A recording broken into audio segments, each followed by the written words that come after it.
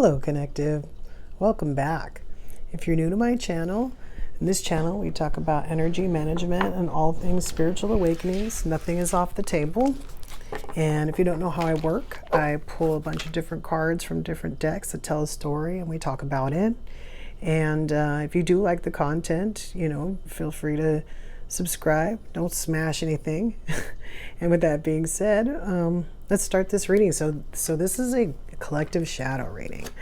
The funny thing was I was going to do a reading for Taurus, and it wasn't working out, so turned the camera off, and then got the notion to do this reading, which I wasn't sure if it was ready for the channel, so we'll see what happens. Let's see if we can go through this deck maybe one more time. So this is the energy oracle cards. This is going to give us the overall general energy of this reading as far as just a general. I like these cards because they really do talk about like general energy. So and they're easy to read and they cover a lot of different topics. Okay, I have a feeling this one's done talking. We're going to finish this one and then we're going to go to the other two decks. A little bit different. So this one is actually the Triggers Oracle deck. I got this deck for a reason. I did shuffle all the cards. These are actually easier to shuffle like this. Like that. Oh my God. Okay. All right, so these are triggers in the relationship. Just in case you don't know, your shadow is like a part of you that you've denied, or that's actually where your triggers are. Like when you get upset at somebody, a lot of times it's because there's some kind of hidden thing that you've held on to that makes it a little bit harder to process when certain things happen. So I got the triggers deck for triggers in your shadow, and then this one right here is the Shadow Work Oracle deck. The main reason for this reading is to give you an opportunity to be able to do shadow work, or at least be aware that there's something inside that might be, needing to come out or ready. Just because it's in your shadow, it doesn't necessarily mean that it's ready to be worked on, And a lot of times too, if you're working on other things or just there's things going on, you're not ready. And so these readings are kind of designed to kind of, bring to the surface a situation that you just might be ready to heal, for whatever reason. Maybe you're ready to let, a lot of times with these readings, they involve somebody else. And so maybe you're ready to let that person go, keep hearing lately that relationships are the things that like show us the most about ourselves. And, if you're not really in a relationship, you're not really learning too much. I mean, it's not a challenge to be by yourself, So the shadow deck doesn't want to talk. We may skip this deck for now. That's interesting. All right. It's funny. I've never done a shadow reading where the shadow deck didn't want to talk. Okay. Wow. Okay. Okay. Ooh. This reading might be for somebody who's done shadow work before and there's something still in there they don't know about. Okay, so this is the Alice the Wonderland deck, and I looked around for this deck, but I didn't know what I was looking for a little bit. Again, I've shuffled the cards. These are kind of thick and hard to shuffle. So I got this deck right here. Is supposed to be your perception of what was happening in the relationship. So in other words, like as you're processing it, a lot of times, especially if you're, a good person or you're pure, you're intentional with your relationships, you don't play games or things like that. It's really hard to see when other people are playing games unless you're used to it or you've done, you've seen it before. So this deck I got to kind of, highlight like your perception, what it appeared to be to you. whatever was coming out in this relationship. And you know, just because the cards aren't here doesn't mean that that's not part of the components of this relationship. Some of these I could have pulled cards, I could have just thrown the whole deck on the table and that was the relationship. So these are just some components. You know, if there were other components too, you know, be aware of them or try to be aware of them. As you start to work on certain things that you're willing to work on, other things will come out that, you know, you weren't ready to work on at first, but since you moved through everything else, you know, you're ready. So I'm actually going to pull a card out of this one. I mean, they do jump, but this one we're going to pull. So this is uncertainty. So I'm going to go back to the energy card first before we get into that, and then we're going to tell you what the triggers are. We're going to tell you what your triggers are. Okay, so this one is the 4th chakra, Archangel Raphael. So interestingly enough, this is the heart chakra. So I'm not going to say that somebody broke your heart, but you know, a lot of times in relationships and when we're in our shadow, when something makes it into our shadow, a lot of times it does really hit us, you know, hard. Sometimes it's delivered badly and it hits us hard. So on the trigger card, one of the first trigger card we have, when I don't feel in control, I begin to act in impatient and demanding ways. Okay. And then this one is, I need to be in a relationship as I don't know how to be alone. It's going to be backwards. We'll fix that later. That's a big one. That's a lot of people. And the problem is that if you are with someone who is in that space, you know, even if it's temporarily, but most of the time it's not, they're going to keep running after people. So let's say you're in a relationship and you are with a person who can't be alone and you work or whatever, you know, or that person's just trapped. You know, a lot of times when you know, people are in a space, it's something that they brought with them from childhood. So it could be that you could be dealing with somebody who, you know, mentally isn't the age that they are physically, and you don't realize it. So they get up, they're like a 12-year-old, they got to go find that person that's going to hang out with them all day long. And if that person doesn't want to hang out, they'll go to the next person. Or, you know, I really don't know ultimately how they work that out when people don't want to hang out. I imagine that they can always find somebody that does want to hang out because they either give them stuff or, but that's a rabbit hole. So anyway, third trigger is when I am not happy with myself, I become inconsiderate to others. So we've got feeling control and being demanding. We have not being happy and being inconsiderate, but we also have not being able to be alone. So this is the rabbit hole I was talking about. So yeah, because, okay, so this might not even be somebody that you're with that's doing it to other people. This could be somebody that's doing this to you, or you could be the crossword. You could be the person that's doing this. Either way, you kind of know what you're doing because, you know, at some point you've woken up and said, you know, why do I always have to be around somebody that's stupid, you know? But we're going to bounce out of Crosswatcher and talk about, you know, you perceiving this with your eyes, you know, from someone else who is treating you a certain way so that we can deal with this. Okay. So, there will be an extended for this. At the end, there'll be a link in the description. And if this one resonates with you, we'll talk about more about how to deal with this. But right now we need to call it out. The first thing to dealing with something is to know that it exists and to accept it, to understand it. So as we're going down the rabbit hole, you know, we've got uncertainty. We've got, you know, choose. Wow, that is dim. Oh my God, that didn't help. Okay, hold on. We've got light. We really do have light. Oh my God, it just turned red. All right. This is so funny. This is like, hold on. All right. Okay, no. I want to read this. Let me see. Sorry. This is kind of like, okay. All right. Choose who you will. Oh, okay. So, okay.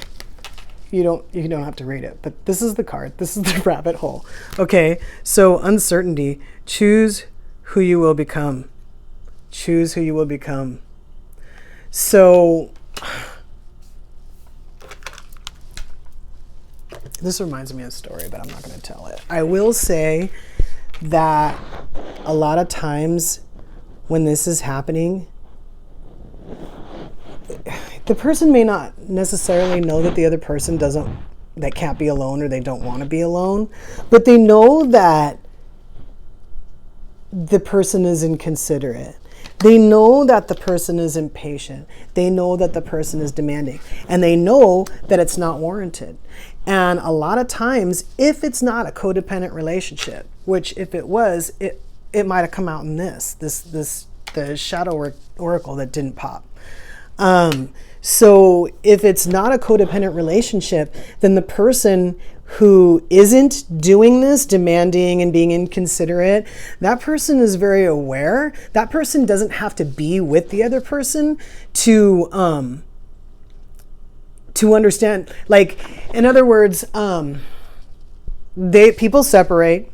This person needs to be with other people. This person doesn't. This person doesn't actually see like all the weirdness that happens when they're not with the other person, because they're used to being like without another person. They're okay being alone. So the other person, that's the codependent person, that's the one that's demanding and inconsiderate. What they do is they kind of get, they demand that person's attention or time. They're inconsiderate to what else they have going on. They're impatient about when this person is supposed to deliver, because they can't be alone. So the other person becomes uncertain, right? What the hell?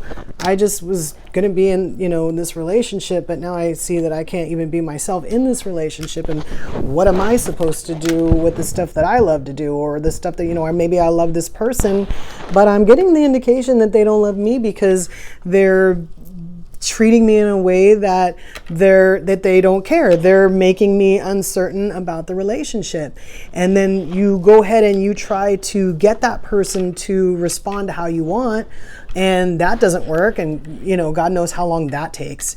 And so ultimately you have to know who you're going to be. You have to either not respond to it and continue to be who you want to be, and decide that, hey, I'm not going to sink into this because I'm secure, and I'm going to go ahead and just be who I'm going to be.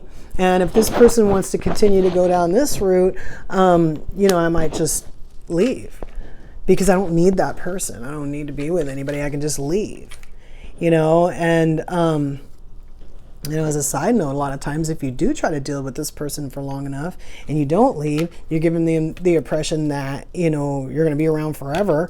And then you finally do leave, that person may start thinking about, what changes they want to make. But honestly, if you have that problem, you need to start with not wanting to be alone. You have to be okay being alone. I mean, I'm not saying all the time, because, humans, they're communal. But, you have to figure out what's in your shadow that makes it so that you don't want to be alone, because it's breaking your heart. It's breaking their hearts. There's probably other people involved, You're not there. Somebody's got to be there. So where the hell are we going? I'm just saying, and in the cases where that is happening, some of you guys already have that suspicion, even if it's not happening. I'm not saying it is or isn't.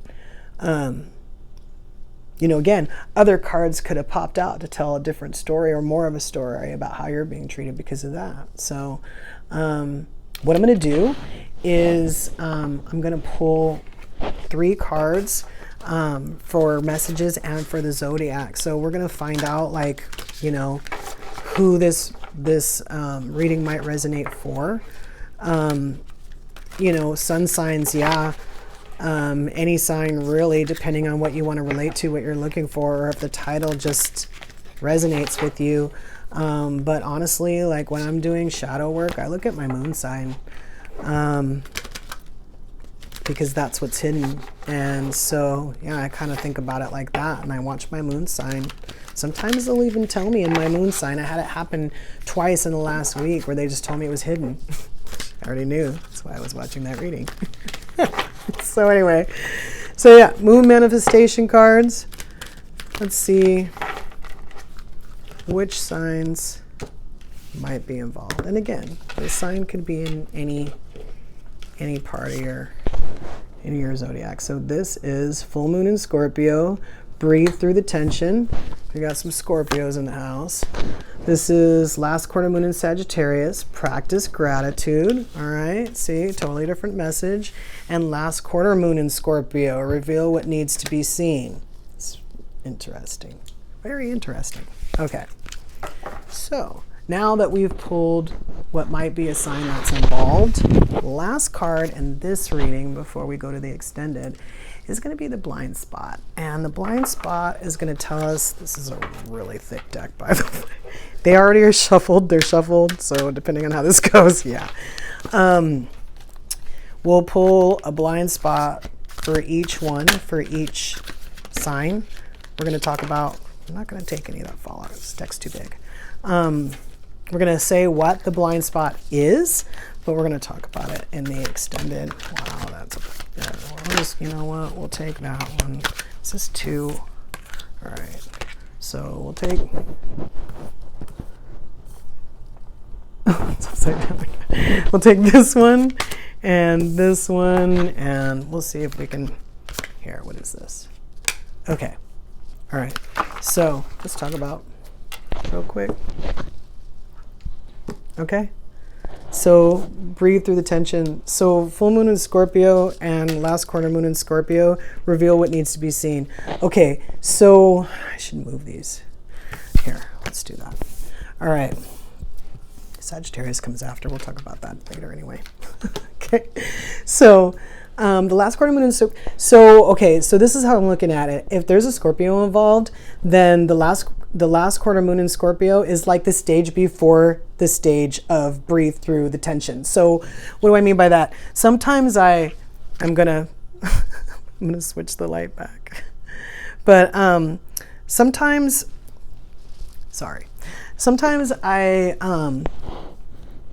I see something and okay, that is too dark.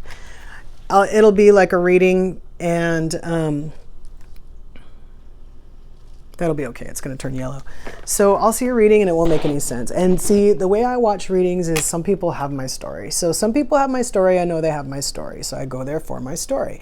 And I watch more than one sign. I watch my my sun sign, and then I watch my North Node, because that's kind of really what this channel is all about. But also my sun sign happens to have moved into my North Node since I've been alive. So just totally different subject. But so I'll watch those signs to see what's going on. And I'll watch it a month ago and it won't make any sense. And then I'll watch it a month later and all of a sudden I'll understand it a lot better. I'll realize what stage in that reading I'm in. So that's what I mean by that. So also what I'm saying is that some of you, if you are a Scorpio or there's a Scorpio involved, you know, you still haven't really seen what's going on. You haven't seen it yet. You know, it could be the uncertainty that's in the way. It could be that what in the hell is going on? I'm confused.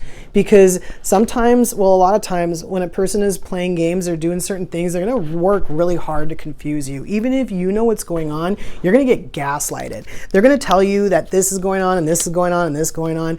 And none of that might be happening. But here you are not sure, and maybe what you were told sounds better than what you thought, so you're willing to let go of your idea and listen to this other person. Who the hell knows?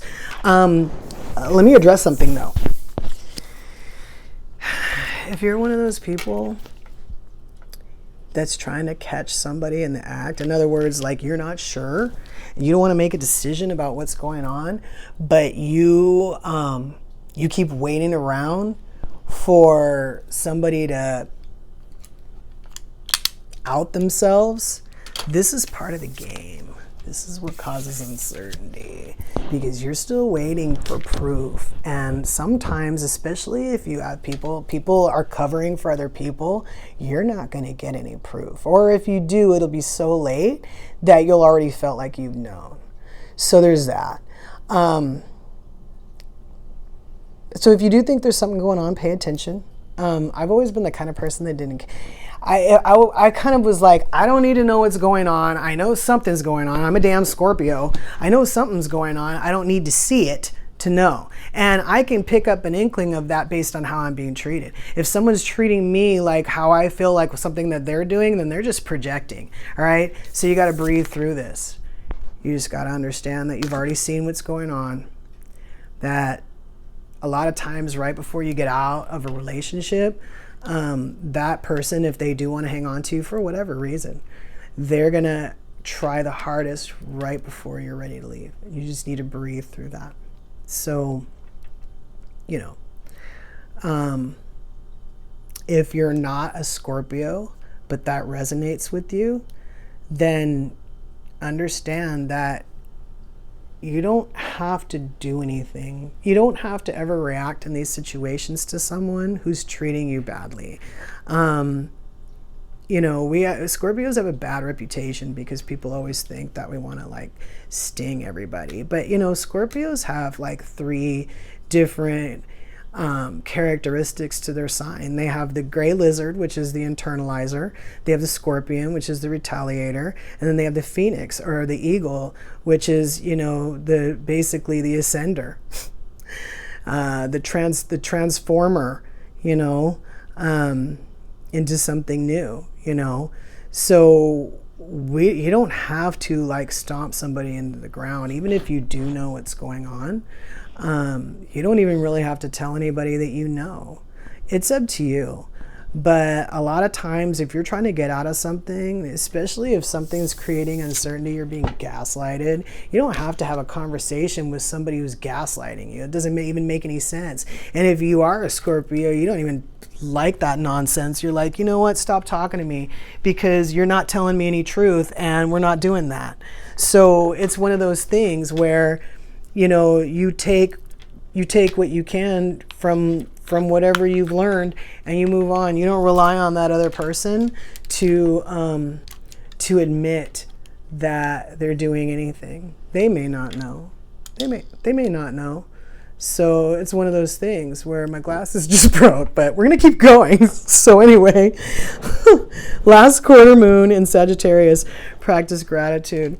So over here we have, you know, we're past kind of like breathing through the tension. And, you know, astrologically, this is like completely in order, except we're like almost skipping a month here. You know, we're getting towards the end. We're trying to see, we're breathing through what we see. And then, you know what? We kind of just go through whatever it is that we want to do.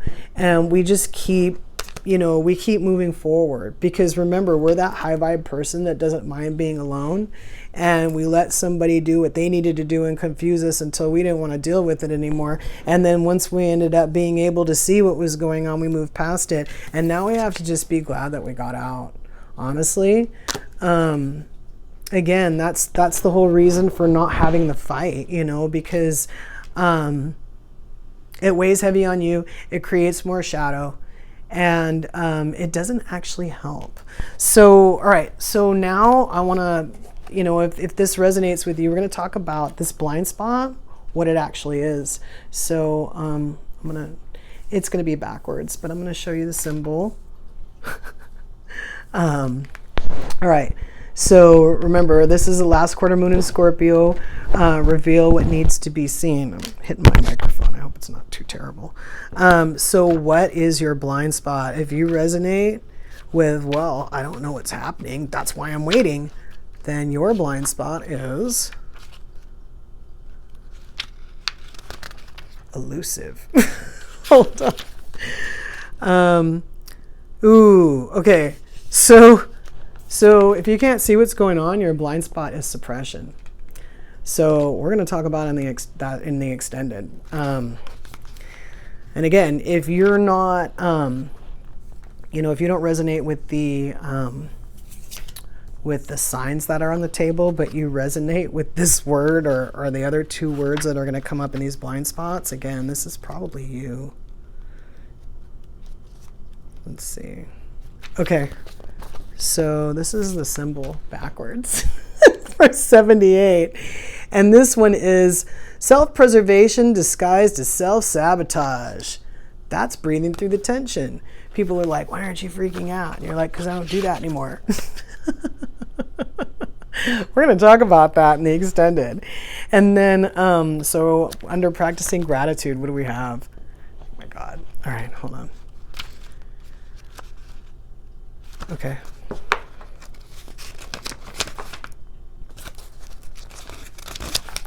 Okay. This is your symbol for practicing gratitude, and it's reactivity. Reactivity.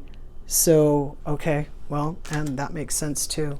So again, any of these signs, any of these phrases resonate with you, there's going to be extended. We're going to pull some more cards, and we're going to get into what this means,